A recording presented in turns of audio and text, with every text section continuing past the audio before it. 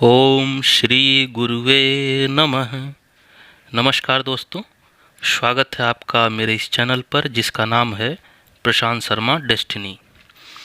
आज हम जिस टॉपिक के साथ आपके सामने उपस्थित हैं वह सबसे ज़्यादा पूछा जाने वाला जो टॉपिक है या समस्या है उसमें से एक है।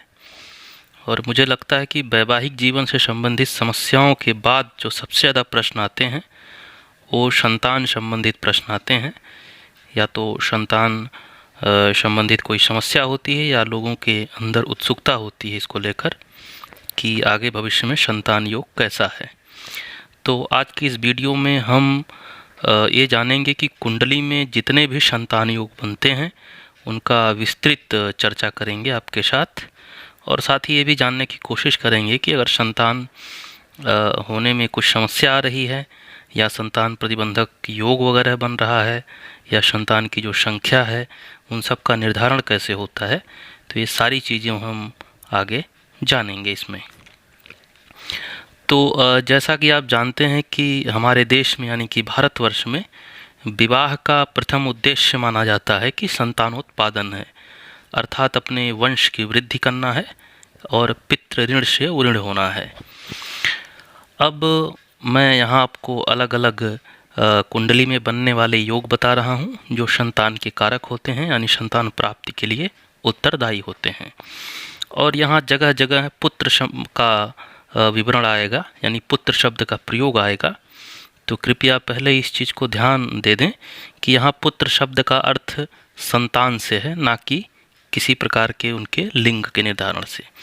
यानी कि जहाँ भी पुत्र शब्द आता है वहाँ लड़का या लड़की यानी पुरुष या स्त्री दोनों के लिए पुत्र का प्रयोग है। तो हम प्रारंभ करते हैं। संतान का जो विचार है वो लग्न से पंचम स्थान और जन्मस्थ चंद्रमा यानी कि जो चंद्र कुंडली आपकी होती है यानी चंद्रमा जिस भाव में होता है वहाँ से पंचम स्थान से होता है। साथ ही जो पुत्र का कारक ग्रह है वो बृहस्पति है यानी गुरु महाराज हैं। इसके अतिरिक्त जैमिनी सूत्र यानी जैमिनी एक ऋषि थे ज्योतिष के बारे में जिन्होंने काफ़ी खोजबीन की, उनके अनुसार उपपद से सप्तम स्थान से पंचम स्थान यानी कि भाव से जो सप्तम स्थान यानी सातवां स्थान होगा उसका पांचवां स्थान यानी भाव से सातवां स्थान जो होता है वो पत्नी का स्थान होता है, उससे पंचम स्थान जो है उसके लिए पुत्र का स्थान होगा। इसी तरह उपपद की नवांश राशि यानी नौमांश कुंडली अगर हम देखते हैं तो उससे भी पंचम स्थान। साथ ही उपपद के सप्तमेश यानी सप्तम भाव का स्वामी जो है वह जिस राशि में बैठा हो यानी स्थित हो वहाँ से भी पंचम स्थान। इसके अतिरिक्त उपपद से सप्तम स्थान के नवांश का स्वामी यानी सप्तम स्थान का जो नवांश अगर हम देखें तो वह जिस स्थान पर हो उससे भी पंचम स्थान से पुत्र का विचार बतलाया गया है।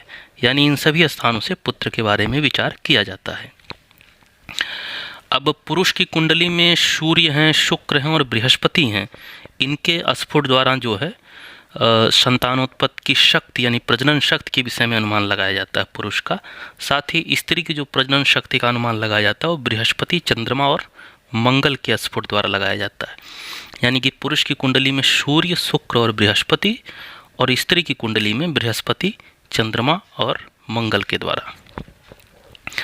अब पुत्र योग जो विभिन्न तरीके से बनते हैं उनके बारे में चर्चा करते हैं। तो इसमें पहला योग पुत्र स्थान अर्थात पंचम भाव जो है और साथ ही पंचमाधिपति यानी पंचम भाव के स्वामी अथवा बृहस्पति जो कि पुत्र कारक ग्रह हैं, अगर ये सभी या इनमें से कोई शुभ ग्रह द्वारा दृष्ट हो अथवा युक्त हो तो पुत्र प्राप्ति होती है।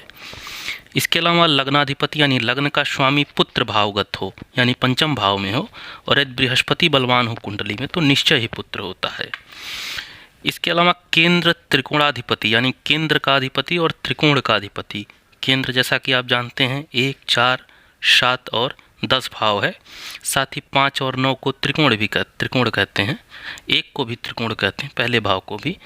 तो अगर यह शुभ ग्रह हैं और पंचमस्थ हों यानी इनमें से कोई शुभ ग्रह पंचम भाव में बैठा हो और पंचमाधिपति यानी पंचम भाव का स्वामी दुर्बल ना हो और साथ ही 6, 8, 12 में ना पड़ता हो क्योंकि 6, 8, 12 भाव में जो है सभी ग्रह अशुभ फल देने लगते हैं, ऐसा माना जाता है। और साथ ही ये पाप युक्त ना हो पंचमाधिपति, और अस्तगत भी ना हो, यानी अस्त ना हो, सूर्य के अत्यधिक नज़दीक ना हो, इसके अलावा नीच ना हो, और शत्रु राशिगत ना हो, यानी अपने शत्रु राशि में ना स्थित हो, तो भी पुत्र सुख होता है। बलवान बृहस्पति, यानी अगर बृहस्पति अच्छी डिग्री में लग्नाधिपति द्वारा दृष्ट है, यानी लग्न के स्वामी द्वारा दृष्टि है उस पर, और पंचम स्थान में अगर है तो निश्चय ही पुत्र प्राप्ति होती है। यदि लग्न से अथवा चंद्रमा से, यानी लग्न कुंडली से या चंद्रमा के कुंडली से, यानी चंद्र कुंडली से पंचम स्थान उस पर कोई शुभ ग्रह बैठा हो, अथवा शुभ ग्रह की उस पर दृष्टि पड़ रही हो, अथवा अपने स्वामी से दृष्ट हो, तो संतान योग अवश्य होता है कुंडली में। अब आगे बढ़ते हैं। यदि लग्न से पंचम स्थान, यानी 5वां स्थान वृष राशि हो, यानी 2 नंबर वहाँ पर हो, या कर्क राशि हो, यानी 4 नंबर वहाँ हो, अथवा तुला राशि हो, यानी वहाँ 7 नंबर लिखा हो, और उस स्थान में शुक्र अथवा चंद्रमा बैठा हो, तो शुक्र और चंद्रमा शुभ ग्रह है, अथवा शुक्र या चंद्रमा की वहाँ पे दृष्टि पड़ रही हो, और पाप ग्रह की कोई दृष्टि या योग ना बन रहा हो, तो बहुपुत्र योग होता है, यानी उस जातक के बहुत सारे पुत्र होते हैं, बहुत सारे। परंतु पंचम स्थान में शनि तथा मंगल की दृष्टि ना रहे, चूंकि यह अनिष्ट कारक होता है। इसी में 7वां योग बन रहा है। यदि पंचम स्थान अथवा पंचमेश, यानी 5वां स्थान और 5वें स्थान का जो स्वामी है दोनों शुभ ग्रह के साथ हो, या शुभ ग्रहों से दृष्ट हो, तो कई संतान होती हैं। यदि बृहस्पति भी बलवान हो तो विशेष रूप से कई संतान उसको होती है, उस जातक को। यदि लग्नेश, यानी लग्न के स्वामी, और पंचमेश, यानी पंचम भाव के स्वामी दोनों एक साथ हों, अथवा इन दोनों की परस्परी दृष्टि हो, यानी एक दूसरे पे कहीं से दृष्टि हो, अथवा वे दोनों स्वगृही हों, यानी अपने घर में बैठे हों, भले ये पंचम भाव में या और किसी और भाव में, लेकिन वहाँ स्वगृही हों, अथवा किसी मित्र ग्रह के राशि में हों, अथवा उच्च के हों कहीं, तो संतान योग जातक की कुंडली में अवश्य होता है। यदि लग्नेश और पंचमेश, यानी लग्न के स्वामी और पंचम भाव के स्वामी शुभ ग्रह के साथ होकर केंद्रगत हों, यानी केंद्र में कहीं बैठे हों 1, 4, 7 या 10 भाव में, और साथ ही द्वितीय बली हो, तो संतान योग अवश्य होता है। 10वां योग बनता है यदि लग्नेश और नवमेश दोनों सप्तमस्थ हों, यानी 7वें भाव में स्थित हों, लग्न के स्वामी और नवम भाव यानी भाग्य भाव के स्वामी, अथवा द्वितीयेश लग्नस्थ हो, यानी द्वितीय भाव का स्वामी आपके लग्न में ही हो, तो संतान योग होता है। यदि पंचम स्थान में शुभ ग्रह हो, 5वां स्थान जो कि पुत्र भाव है, वहाँ शुभ ग्रह हो, अथवा शुभ ग्रह की वहाँ पे दृष्टि पड़ रही हो, अथवा उस स्थान का स्वामी जो हो, यानी पंचमेश जो हो, शुभ ग्रह हो, तो ऐसे जातक को 12 प्रकार के पुत्र में से किसी प्रकार का एक पुत्र अवश्य होता है। यानी 12 प्रकार के पुत्र का वर्णन होता है शास्त्रों में, उनमें से किसी एक प्रकार का पुत्र उसको अवश्य होता है। अब यहाँ 12वें योग में 4 जो हैं योग ऐसे दिए गए हैं जिनमें जातक की स्त्री को संतान नहीं होती, यानी निम्नलिखित 4 योगों में से किसी के रहने पर जातक की स्त्री को संतान नहीं होती है या गर्भपात हो जाता है। तो ये कौन कौन से योग हैं, इसको ध्यान में ले लेते हैं। यदि सूर्य लग्न में स्थित है और शनि सप्तम भाव में है, यानी सूर्य लग्न में है और शनि सप्तम में है और एक दूसरे की चूंकि दृष्टि भी रहेगी।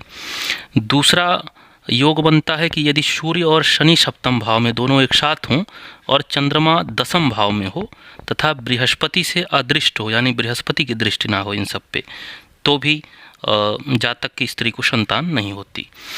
यदि खष्ठेश यानी खष्ट भाव के स्वामी सूर्य और शनि ये तीनों जो ग्रह हैं खष्ट स्थान में ही हों, और साथ ही चंद्रमा 7वें स्थान में यानी सप्तम भाव में हो, और साथ ही बुध से दृष्ट भी हो, तो उस जातक की स्त्री को संतान नहीं होती, या होती है तो गर्भपात हो जाता है। यदि शनि मंगल खष्ट और चतुर्थ स्थान में कहीं बैठे हों एक साथ, यानी शनि और मंगल 6ठे या 4थे स्थान में बैठे हों, तो गर्भधारण ही नहीं होता है। लग्न और चंद्रमा में से जो बलि होता है उस स्थान से हम अगर पंचम स्थान देखें तो अगर वो बृहस्पति के वर्ग का हो और शुभ राशि भी हो अथवा शुभ दृष्ट हो, तो जातक को पुत्र अवश्य होता है। ये 13वां योग था। इसके बाद हम 14वां योग देखते हैं। तो जैसा कि जैमिनी सूत्र हमने पीछे पढ़ा है, उसी के अनुसार हम इसमें देखते हैं।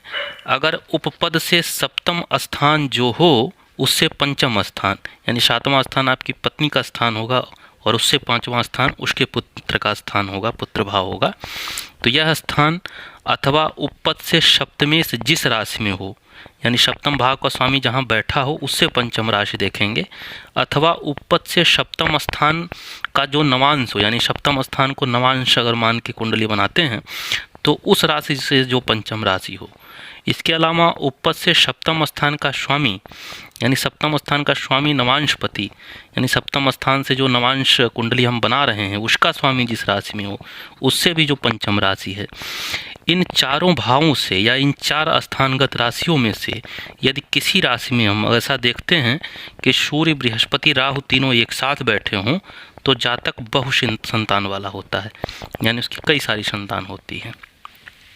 15वां जो योग बनता है, यदि पंचम से सप्तम स्थान, अर्थात पांचवा स्थान आपके पुत्र भाव है और उससे सातवां स्थान आपकी जो पुत्रवधू का स्थान होगा, अर्थात लग्न से एकादश स्थान में शुभ ग्रह की राशि हो, अथवा एकादश स्थान के स्वामी के साथ शुभ ग्रह हो, अथवा उस पर शुभ ग्रह की दृष्टि हो और केंद्र व त्रिकोणगत हो, यानी ये ग्रह अगर केंद्र में बैठे हो या त्रिकोण में हो तो जातक को पौत्र सुख होता है। पौत्र मतलब पुत्र का पुत्र, तो पौत्र सुख होगा तो जाहिर सी बात है कि उसके पुत्र होगा ही। तो ये 15 ऐसे योग हैं जो संतान योग में मुख्यतः महती भूमिका निभाते हैं। इसके अलावा और भी योग हैं या और ग्रहों की स्थितियां देखी जाती हैं, साथ ही उनका बलाबल देखा जाता है, डिग्री देखी जाती है। तो इन सब का विचार करके जो है कुंडली में संतान योग है या नहीं इसका आकलन किया जाता है। इसके अलावा एक प्रश्न उठता है कि कुंडली में यदि कहीं संतानहीन योग बन रहा हो और उसके साथ अगर उपयुक्त में से इन 15 योग में से कोई योग पाया जा रहा हो तो इसका मतलब ये होगा कि संतान तो होगी परंतु विलंब से होगी। तो आज की इस वीडियो में हम यहीं तक जानेंगे। अगली वीडियो में हम जानेंगे कि संतान प्रतिबंधक योग क्या क्या होते हैं और साथ ही संतान संख्या का विचार कुंडली में कैसे किया जाता है, इनकी भी विस्तृत जानकारी लेके आएंगे। तब तक आप हमारे साथ इस चैनल पे बने रहिए। इस चैनल को सब्सक्राइब नहीं किए हैं तो सब्सक्राइब करें, साथ ही शेयर करें, लाइक करें और लोगों को जोड़ें। इसके अलावा आपका अगर कोई प्रश्न हो तो आप कमेंट में या फिर मैसेंजर पे जाके भेज सकते हैं मुझे और इंतज़ार करें। जैसे ही समय मुझको मिलेगा उसका मैं उत्तर देने का आपको प्रयास अवश्य करूँगा। साथ ही आप जुड़े रहें हमारे साथ। धन्यवाद, नमस्कार।